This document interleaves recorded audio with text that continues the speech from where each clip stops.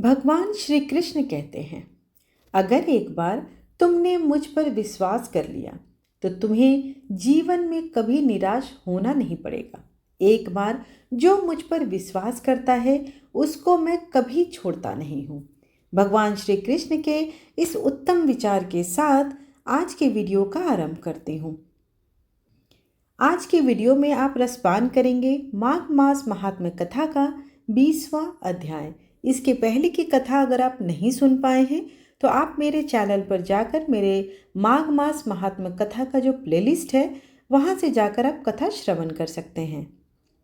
आप सबसे अनुरोध है कि कथा का श्रवण संपूर्ण करें और कमेंट बॉक्स में दिल से लिखे हरे कृष्णा।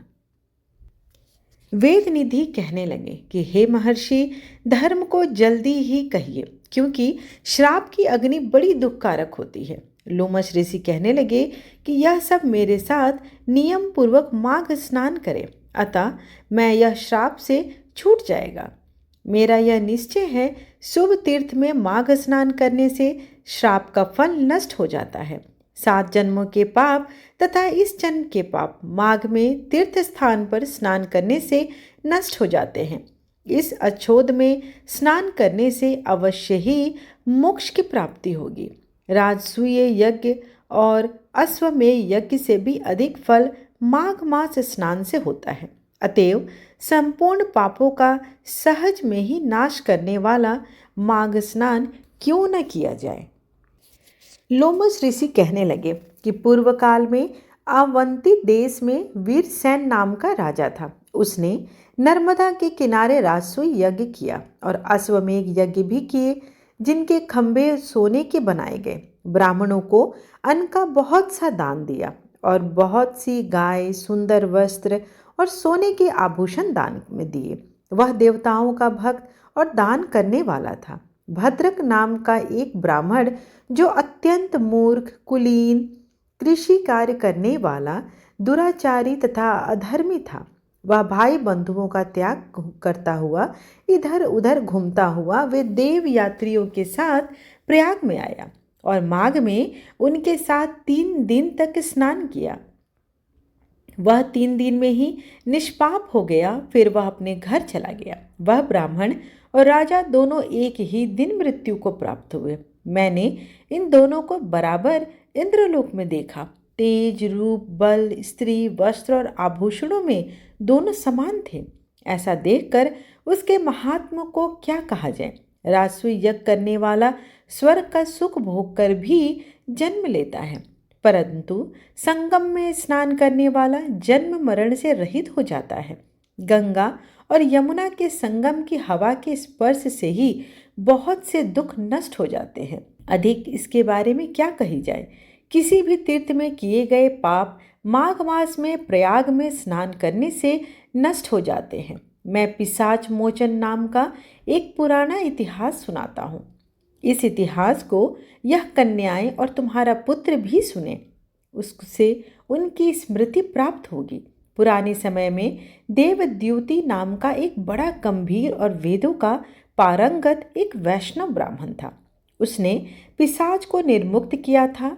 वेद निधि कहने लगे कि वह कहाँ है, का रहने वाला है, किसका पुत्र है, किस पिशाच को उसने निर्मुक्त किया। आप विस्तार पूर्वक यह सब कथा हमें सुनाइए। लोमश ऋषि ने कहा, किलपज्ञ से निकली हुई सुंदर सरस्वती के किनारे पर उसका ध्यान था। जंगल के बीच में पुण्य जल वाली सरस्वती बहती थी। वन में अनेक प्रकार के पशु भी विचरते थे।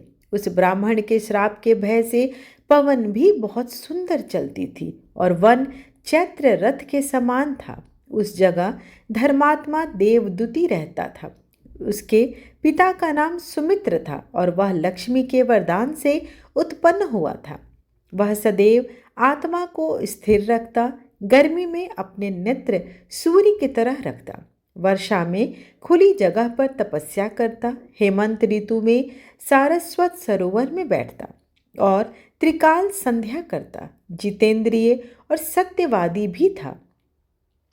अपने आप गिरे हुए फल और पत्तियों का भोजन करता था। उसका शरीर सूखकर हड्डियां मात्र रह गई थी। इस प्रकार उसको तप करते हुए वहाँ पर 1000 वर्ष बीत गए। तप के प्रभाव से उसका शरीर अग्नि के समान प्रज्वलित था। विष्णु की प्रसन्नता से ही वह सब कर्म करता था। दधीचि ऋषि के वरदान से ही वह श्रेष्ठ वैष्णव प्राप्त हुआ। एक समय उस ब्राह्मण ने वैशाख महीने की एकादशी को हरि की पूजा कर उनकी सुंदर स्तुति तथा विनती की।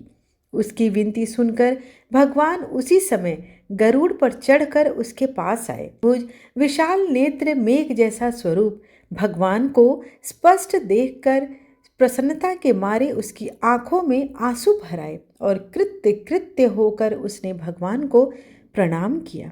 उसने अपने शरीर को भी याद न रखा और भगवान के ध्यान में लीन हो गया। तब भगवान ने कहा कि हे देवद्युति, मैं जानता हूँ कि तुम मेरे परम भक्त हो।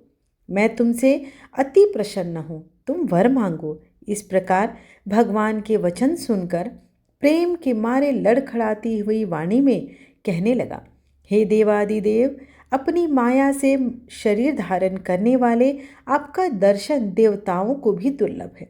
अब आपका दर्शन भी हो गया, मुझको और क्या चाहिए। मैं सदैव आपकी भक्ति में लगा रहूं। भगवान इसके वचन सुनकर कहने लगे, ऐसा ही होगा। तुम्हारे तप में कोई बाधा नहीं पड़ेगी। जो मनुष्य तुम्हारे कहे गए स्तोत्र को पढ़ेगा उसकी मुझ में अचल भक्ति होगी। उसके धर्म कार्य सांगोपांग होंगे और उसकी ज्ञान में परम निष्ठा होगी। इस प्रकार माघ मास महात्म कथा का 20वां और 21वां अध्याय यहीं पर समाप्त हुआ। वीडियो अगर अच्छी लगी हो तो चैनल को लाइक, शेयर एंड सब्सक्राइब करना बिल्कुल न भूलें। धन्यवाद।